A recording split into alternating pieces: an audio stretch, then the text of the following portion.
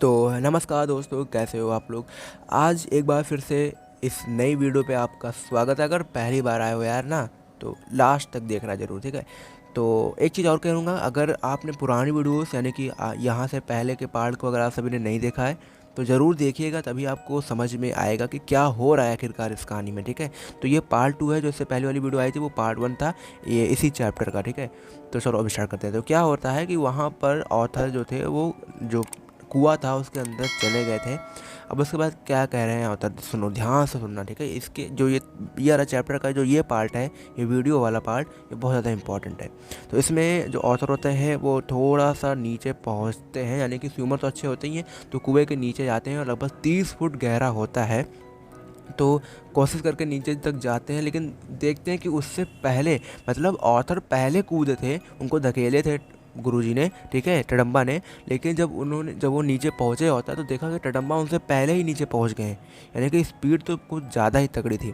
और धीमे धीमे जो प्रेशर था मेरे चेस्ट पे वो बढ़ता चला जा रहा था, और मुझे समझ में नहीं आ रहा था कि मैं कितना देर तक अंदर रुक पाऊँगा। लेकिन किसी तरह पहुँचा नीचे, बैठा।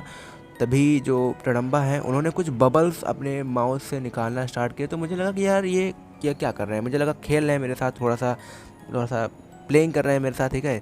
लेकिन वो जो बबल्स होता है, जो निकलता है, जो पानी के अंदर अगर आप एक्सहेल करके छोड़ते हो, एक्सहेल करके, ठीक है, तो वैसे टाइप का, तो वो आता है ऑथर के पास और फट जाता है वहाँ पर, ठीक है। क्योंकि ऑथर को बहुत ज़्यादा ज़रूरत होती है ऑक्सीजन की, तो वो जब फटता है तो ऑथर को लगता है जैसे कि ये ऑक्सीजन मुझे मिल गया, और अचानक से जो ऑथर होते हैं वो बेहोश टाइप का हो जाते हैं, ठीक है। तो अभी कुछ टाइम बाद, ज़्यादा टाइम बाद नहीं, मुश्किल से 5 से 10 मिनट बाद, जब वो उनको होश आता, थोड़ा सा कॉन्शियसनेस आती है उनकी, तब वो देखते हैं कि टडम्बा जो है वो जो उनके ऊपर बैठे हुए हैं, और जो जो ऑथर हैं वो नीचे लेटे हुए हैं, मतलब उसी कुएं के अंदर ही। तो आप थोड़ा सा इमेजिन कर सकते हो, ठीक है। वो जो प्रेशर था मेरे चेस्ट के ऊपर वो तो था ही, बस एक चीज़ बढ़िया थी यहाँ पर कि जो ऑक्सीजन की कमी मुझे लग रही थी वो अब थोड़ा सा कम हो गया था। तभी मन ही मन में ये सोच रहा था कि ये मेरे ऊपर कैसे आ गए। तभी क्या होता है कि वो एक निडल निकालते हैं, ठीक है, और मैं और भी ज़्यादा डर जाता हूँ कि अब क्या करने वाले हैं ये मेरे साथ। तो वैसे तो मुझे पता था कि कुछ खून टाइप का निकालेंगे, या तो मेरा ही निकालेंगे और किसका निकालेंगे, लेकिन ऐसा कुछ भी नहीं होता है। जो नीडल होता है वो अपनी जो काली उंगली होती है, काली उंगली, उसमें जो सुई चुभो कर कुछ ड्रॉप ऑफ ब्लड को निकाल कर मेरे सबसे पहले राइट आई में डालते हैं, ठीक है। उसके बाद उसको बंद करके फिर मेरे लेफ़्ट आई में भी डालते हैं। कुछ टाइम तक तो बहुत ही ज़्यादा इरिटेशन होता है मेरे आँख में, लेकिन आफ्टर 10 to 15 मिनट्स जो मेरी आँखें होती हैं उसमें कोई दिक्कत नहीं होती है। लेकिन तब भी जो बाब टडम्बा होते हैं वो कहते हैं कि आपको अपना आँख नहीं खोलना है। तो 15 से 20 मिनट आँख भी बंद होती है, सेंसेशन भी होता रहता है थोड़ा थोड़ा, लेकिन थोड़ा थोड़ा कम भी हो रहा था, ठीक है। उसके बाद क्या होता है कि टडम्बा कहते हैं कि अब अपनी आँखें खोलो।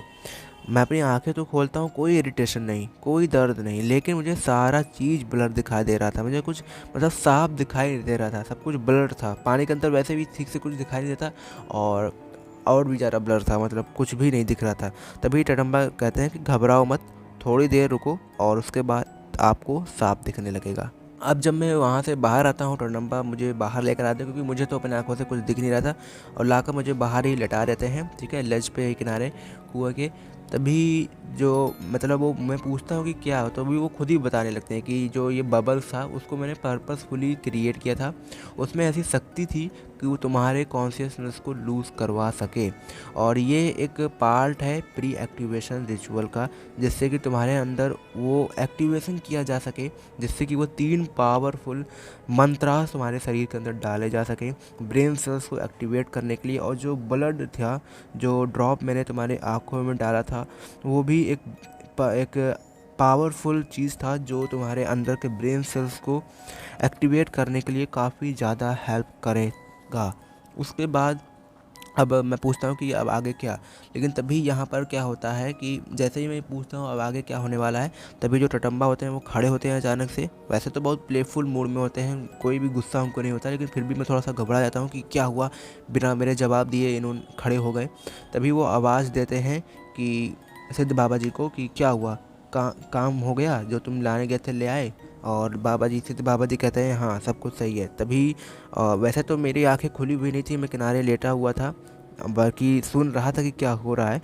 तभी जो टडम्बा होते हैं वो सिद्ध बाबा जी से कहते हैं कि हमें एक डेड बॉडी चाहिए, ठीक है, तभी जो ये काम है वो हो पाएगा, तो जल्दी से इसका भी इंतज़ाम किया जाए। ये सुनते ही कि डेड बॉडी की ज़रूरत होगी, मैं तो वैसे ही घबरा जाता हूँ, लेकिन फिर भी मुझे भरोसा होता है अपने गुरु पे और अघोरी बाबा पे, तो कोई दिक्कत नहीं होती है। और मैं बाहर आकर किसी तरह बैठता हूँ। तभी बाबा टडम्बा कहते हैं कि अभी मैं कुछ 20 मिनट के अंदर ही आग जला देता हूँ, जिससे कि तुम आराम से बैठकर सेक सकते हो, क्योंकि सुबह का टाइम था और ठंड काफ़ी ज़्यादा थी।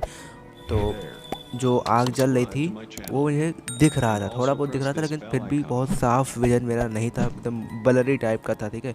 तब भी कुछ टाइम बाद जब बैठा था लगभग 15 से 20 मिनट में, तो जो मेरा विजन है वो थोड़ा थोड़ा क्लियर हो रहा था और मैं देखने लग रहा था, मतलब अब स्टार्ट हो गया था मुझे दिखना, और जो एक्टिवेशन प्रोसेस है वो भी स्टार्ट होने वाला था। अब जो आग जलता है उसमें धुआं निकलता है, ठीक है। तो जो सिद्ध बाबा जी होते हैं वो कहते हैं कि तुम अपने आँखों को खोलो और यहाँ आकर बैठो। तो जो जो स्मोक होता है, जो जल रहा होता है, वो मेरे आँखों में जाता है तो मुझे क्लियर दिखने लगता है। लेकिन इन फैक्ट मैं आपको एक चीज़ और बताऊं कि जो मेरा पहला विजन था, यानी कि जो मैं पहले देखता था, ठीक है, जितना क्लियर मैं पहले देखता था उससे भी ज़्यादा क्लियर मुझे दिख पा रहा है। यानी कि उस घने जंगल में रात के टाइम जब मैं आया था तब मुझे इतना मतलब साफ नहीं दिख रहा था जैसे कि अब दिख रहा है, मतलब एकदम क्लियर दिख रहा है इस टाइप का। अब ऐसा होने के बाद सिद्ध बाबा जी मेरे पास आते हैं और कहते हैं, बालक आपका जो तीसरा स्टेप था एक्टिवेशन का वो ख़त्म हो गया है, अब हमें आपके अंदर तीनों मंत्र को डालने हैं। अब इसके बाद हम लोग मैं खड़ा होता हूँ, उनके पीछे पीछे फॉलो करके कुछ मीटर्स आगे जाता हूँ। एक गुफा, एक छोटी सी गुफा होती है। जब इसके अंदर जाता हूँ तो देखता हूँ कि एक डेड बॉडी है जो जल रही होती है। तभी टडम्बा कहते हैं कि मुझे बहुत तेज़ भूख लगी है, और वो एक नाइफ़ लेकर जाते हैं और जो राइट थाई था, शायद राइट थाई था, वो उसको काट कर लेकर आते हैं। और मुझे ये चीज़ें तो पता होती है कि हाँ, जो अघोरी होते हैं, अघोरी बाबा होते हैं, वो सारी ये चीज़ें खाते हैं, उनके लिए कोई बात आम है। लेकिन जो मैं देखता हूँ अपनी आंखों से ना, तो बहुत ही ज़्यादा शॉक हो जाता हूँ, और सच बताऊँ तो बहुत ज़्यादा घबरा भी जाता हूँ। अब वो लोग अपना काट कर लेके आते हैं, खाने लगते हैं, और टडम्बा सिद्ध बाबा जी से कहते हैं कि सिद्ध तू भी खा ले, बहुत मस्त है, ले खा। तभी मतलब मुझे भी बहुत तेज़ भूख लगी थी, और तभी सिद्ध बाबा जी उठाते हैं, वो भी खाना स्टार्ट कर देते हैं, और टडम्बा कहते हैं बहुत ज़्यादा टेस्टी है।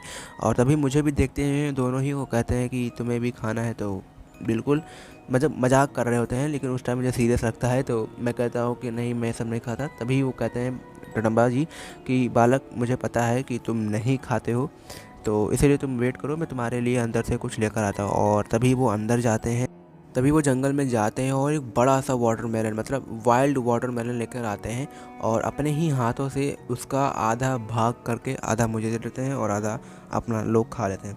वो इतना बड़ा था कि वो आधे में ही मेरा पेट एकदम से फुल हो जाता है। तभी टडम्बा मुझे रिमाइंड कराते हैं कि बालक, अब रेडी हो जाओ फाइनल पार्ट के लिए, जो कि एम्बेडिंग है मंत्रास का।